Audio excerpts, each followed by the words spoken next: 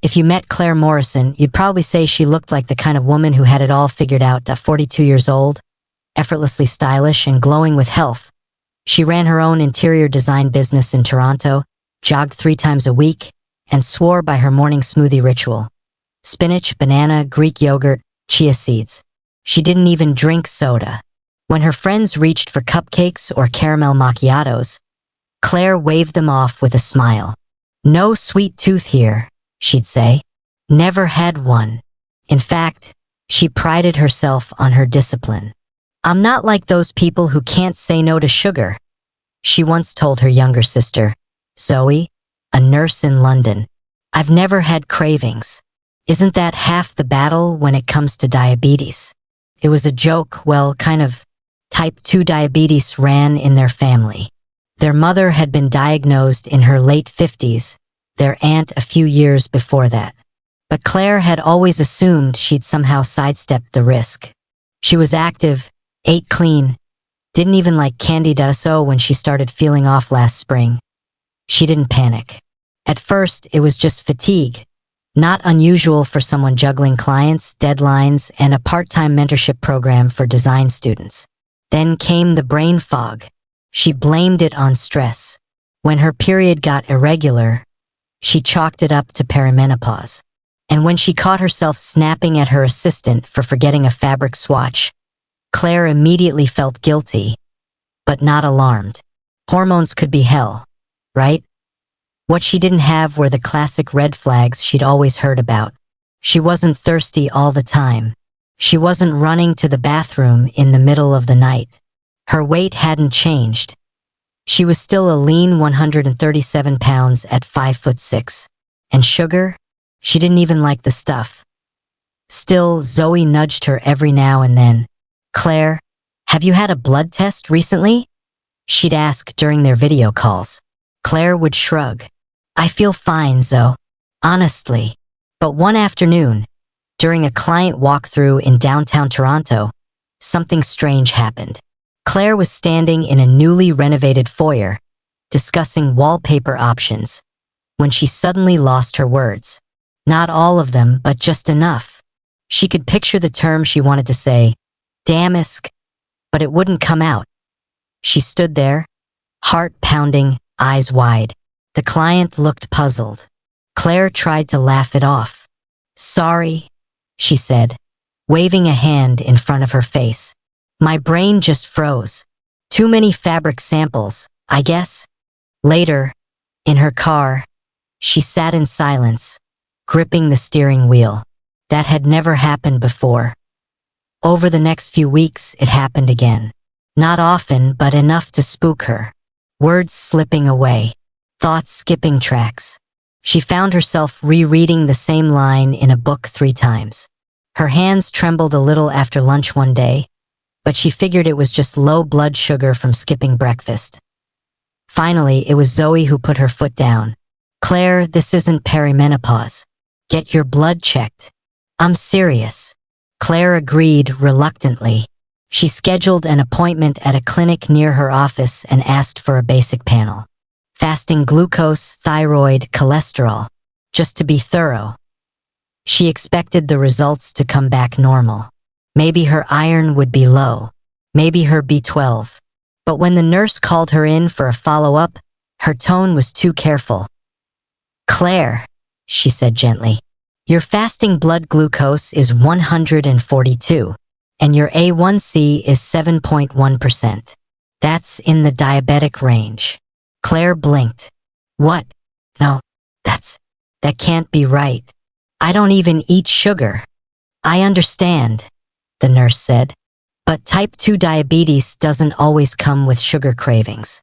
It can be more silent than people realize, especially in women." Claire hung up, stunned. Silent. No thirst. No cravings. And yet somehow, she had it. The news didn't sink in right away. Claire sat in her car for a long time after the call from the nurse, staring at the steering wheel, her mind racing. "Type 2 diabetes," she repeated under her breath. "That's impossible." She wasn't sure what she had expected, but it wasn't this. She'd always been so careful, so intentional about her health. The idea that a disease she had always associated with people who ate poorly, who lived sedentary lives, was suddenly part of her own story seemed absurd. Her life was active, her diet clean, her habits disciplined. When she finally got home that evening, she dialed Zoe's number. Her sister picked up on the second ring. "Claire, what's going on? You look pale." I don't understand," Claire replied, her voice breaking. "How could this happen to me?" Zoe took a deep breath. "Let's take it slow, okay? Type 2 diabetes isn't always what people think. It's not just about sugar and being overweight. Genetics, lifestyle, and insulin resistance all play a part. I'll help you through this." Claire nodded, though Zoe couldn't see her. "What do I do now?" "You need to meet with an endocrinologist. Get a full picture.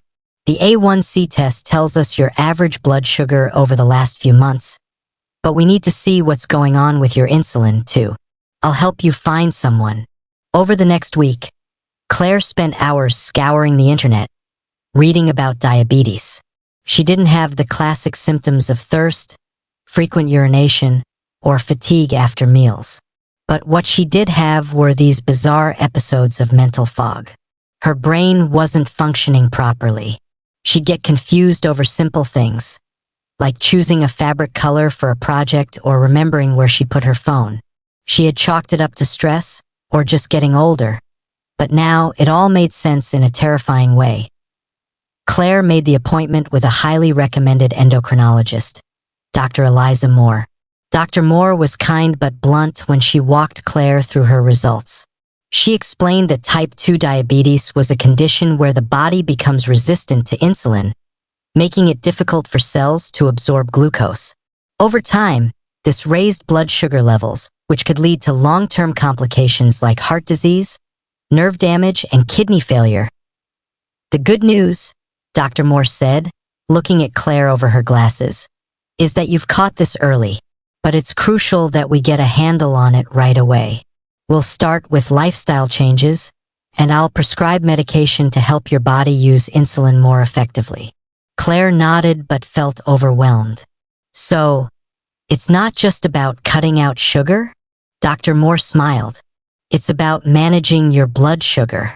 The key is balancing carbs, exercising, and monitoring your levels. You'll need to get a blood glucose meter to track your numbers at home, and we'll need to check your A1C every 3 months. "I've heard it can be managed," Claire said, almost to herself. "But how?" Dr. Moore leaned forward. "With the right approach, yes, it can be. It's not easy, but you can live a full, active life. The first step is taking control." The days that followed were a blur. Claire started making drastic changes to her diet, swapping out her usual smoothies for more balanced, lower-carb meals. She took up walking after dinner to get her blood flowing and ease the stress. She checked her blood sugar at least twice a day, and the numbers were often higher than she wanted. Despite her efforts, the fear of what this could mean for her future loomed large. Could she really live a normal life with this condition? She was already so exhausted just managing it. What if it progressed? What if she ended up needing insulin or worse? One evening, a month into her diagnosis, she met Zoe for a coffee at a cafe near their apartment. Zoe had been supportive through every step of the process, but Claire could see the concern in her eyes. "I can't believe this is happening," Claire said, stirring her black coffee, her thoughts swirling. "I'm so careful with what I eat. It doesn't make sense." Zoe smiled softly. "I know, Claire, but it's not just about what you eat. You've always been active and healthy, but sometimes even the healthiest people can develop type 2 diabetes. It's a combination of things, and you're not alone. Many people are living with it, managing it, and thriving." "Yeah, but what does thriving even look like with this? What if I can't get it under control?" Claire asked, her voice breaking. Zoe reached across the table, placing her hand over Claire's. "You will get it under control. You're strong, and you're smarter than this disease. And you've got me, okay? We'll figure this out together. For the first time in weeks, Claire felt a sense of calm. Maybe it wasn't about never having diabetes. It was about managing it, understanding it, and learning how to take care of her body in a new way. And maybe, just maybe, that was the first step to truly healing. Weeks passed, and Claire tried to adjust to her new life with type 2 diabetes, but it wasn't easy. The lifestyle changes weren't as simple as swapping out a couple of ingredients or cutting back on sugar. It was the constant monitoring, the daily decision-making, the feeling that every meal could be a test she wasn't sure she'd pass. She started a food journal to track everything she ate, something she never thought she'd have to do. It felt tedious, but Zoe had insisted it would help her understand how different foods affected her blood sugar. The first week was overwhelming. Claire found herself making mistakes, eating too many carbs, or not getting enough protein. Her blood sugar readings varied wildly. Some days were better than others, but it never felt like she was fully in control. One afternoon, Claire went to the gym after work, something she hadn't been able to keep up with as regularly since her diagnosis. She'd started walking more, but the gym used to be her sanctuary, the place where she could push herself physically and mentally. Today, however, it was different. She had been feeling unusually tired, even after a full night's sleep. Her arms felt weak as she lifted dumbbells, and she had to stop halfway through her workout. "Are you okay?" A voice called out from behind her. It was Michael, one of the trainers at the gym, a friendly guy she'd always exchanged small talk with during her visits. "I think so," Claire said, lowering the dumbbells. She tried to hide the frustration in her voice. "Just tired." Michael raised an eyebrow. "You've been on a new diet or something?" Claire shook her head. "Not really. I've had to make some changes, but it's not that. I'm just trying to adjust to all of this." She glanced at her phone, noting her blood sugar levels had been higher than normal earlier that day. "Adjust to what?" Michael asked, pausing his workout. "Type 2 diabetes," Claire said quietly, though she felt embarrassed saying it out loud. Michael blinked in surprise. "You don't look like someone who would get that. I mean, you're always so healthy." "I thought so too," Claire replied, her voice tinged with bitterness. "But apparently that doesn't matter as much as I thought. It's a lot more than just watching what you eat. It's a complete lifestyle change." She bit her lip, feeling a knot form in her chest. "I can't imagine how tough that must be," Michael said sympathetically. "But you're here, right? You're already taking steps. You're not letting it control you. You're doing better than you think." Claire smiled faintly. She appreciated his encouragement, but the reality of her new life was overwhelming. It was harder than she'd imagined to constantly watch her blood sugar levels and constantly worry about how her body would react to every meal. The sense of freedom she once had over her health was gone, replaced by a constant anxiety that lingered at the back of her mind. After her conversation with Michael, Claire decided to take a step back and reevaluate her approach. She was becoming fixated on the numbers, the blood sugar readings, the calories, the carb counts, and it was starting to wear on her. It was all she could think about. She was no longer able to enjoy food or exercise the way she used to. Every meal felt like a test, and every workout felt like a reminder of how fragile her body had become. She took a long walk that evening, hoping to clear her mind. As she strolled through the park near her apartment, she noticed the flowers blooming, the birds singing, and the soft breeze brushing against her skin. The simple beauty of the world helped put things in perspective. She was still alive, still capable of moving forward, even with diabetes. When she returned home, Claire sat down at her kitchen table, her food journal open in front of her. She had been recording her blood sugar levels, but something about the numbers had started to feel like an enemy, something that dictated her worth. She was more than a collection of numbers. It was time to take a different approach, one that felt more balanced. The next morning, Claire called Zoe. "I need to talk to you about something," she said. "I've been so focused on numbers that I've forgotten the bigger picture." It's not just about controlling my blood sugar, it's about living my life in a way that feels good. I've been losing sight of the joy I used to find in simple things like a morning jog or cooking a meal I enjoy. Zoe's voice was warm and reassuring. I'm so proud of you for realizing that. It's important to stay grounded, to remember that you're allowed to enjoy life. Yes, managing your diabetes is crucial, but it doesn't have to take away from the things you love. Claire nodded. I'm going to start focusing on that. Maybe it's not about being perfect every day, it's about balance. She spent the next week focusing less on her blood sugar numbers and more on how she felt, how her body responded to the foods she ate, the workouts she did, and the amount of rest she got. She still checked her blood sugar, but she no longer let it define her day. Instead of feeling like a failure when her numbers were a little higher, Claire chose to focus on the positive changes she was making. As the weeks turned into months, Claire began to find a new rhythm. She wasn't cured, and she didn't pretend she was. But something had shifted in her mindset.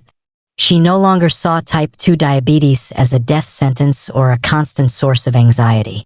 Instead, she learned to think of it as a part of her life that required management and attention, not something that dictated her every move. One of the biggest adjustments was her relationship with food. Claire had always been a food lover, and before her diagnosis, she never had to think much about it. She ate intuitively, enjoying fresh salads, grilled fish, and the occasional indulgence.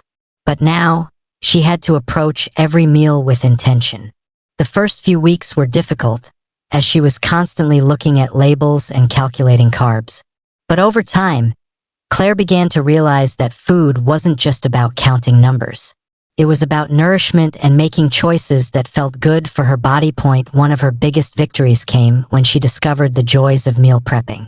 She began making larger batches of healthy, diabetes-friendly meals like roasted vegetables, quinoa, and grilled chicken that she could portion out for the week.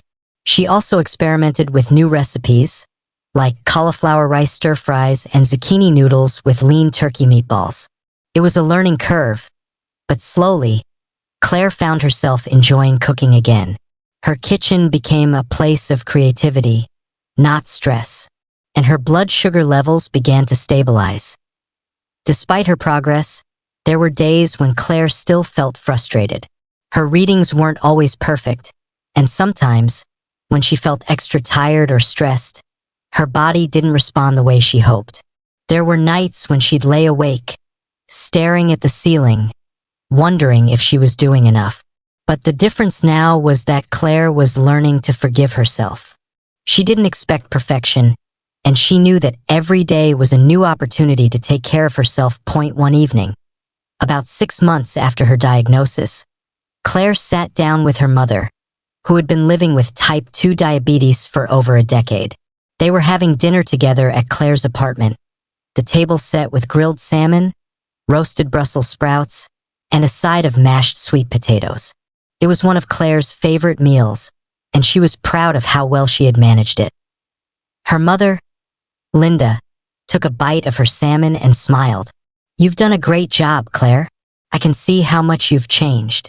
Your energy's better, your skin's clearer, and you're glowing. You're learning how to live with this condition." Claire smiled, but there was a slight edge of guilt beneath the compliment. "I feel like I'm just getting started.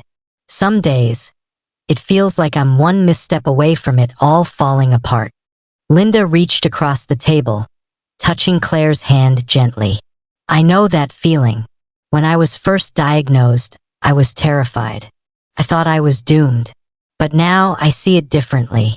It's not about perfection, it's about progress. It's about making the best choices you can and knowing that some days will be better than others." Claire nodded slowly. "I think I'm starting to get that. I used to be so hard on myself when things didn't go perfectly. But now I try to focus on the small wins. Like today, this meal is a win. I didn't feel deprived. I didn't feel stressed about carbs. And I feel good." Linda smiled warmly. "That's exactly the right mindset, Claire. You've got this." That conversation with her mother marked a turning point. Claire began to see that managing type 2 diabetes wasn't a burden. It was a journey of self-care. Yes, there would be challenges along the way, but those challenges didn't define her. What defined her was her ability to adapt, to learn, and to keep moving forward. One of the most rewarding parts of Claire's new life was the way it impacted her business. As she learned to manage her health, she found more energy to devote to her clients and projects.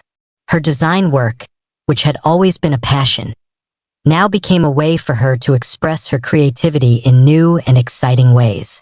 She began incorporating elements of wellness and mindfulness into her designs, creating spaces that were not just beautiful, but also conducive to health. Claire's work caught the attention of a high-end client who wanted a complete redesign of their home. The client, a successful entrepreneur, was dealing with their own health challenges, including type 2 diabetes, and had a vision of creating a home that supported a healthier lifestyle.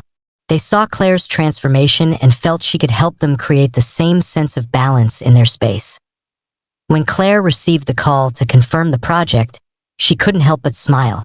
"I think I found my niche," she thought to herself. "This is where my health journey and my career meet." As her business thrived, Claire also made it a priority to stay active. She wasn't running marathons or doing intense HIIT classes, but she kept up with regular walks and light weightlifting. It was the consistency that mattered most. And though she didn't always feel like it, Claire knew that exercise was one of the most powerful tools in managing her blood sugar levels. She also found herself feeling more connected to her body than ever before. Each walk, each healthy meal, and each successful day of managing her diabetes made her feel more grounded and more in control of her life. The guilt that had initially accompanied her diagnosis began to fade, replaced by a sense of pride in what she had accomplished. A full year had passed since Claire's diagnosis, and she was looking at her life with a fresh perspective. The road had been long and, at times, incredibly challenging, but she had come to embrace the journey. The fear that once gripped her heart when she thought about type 2 diabetes had gradually been replaced by a quiet confidence. She no longer saw her diagnosis as a limitation but as a part of her that she was learning to live with, effectively and healthily.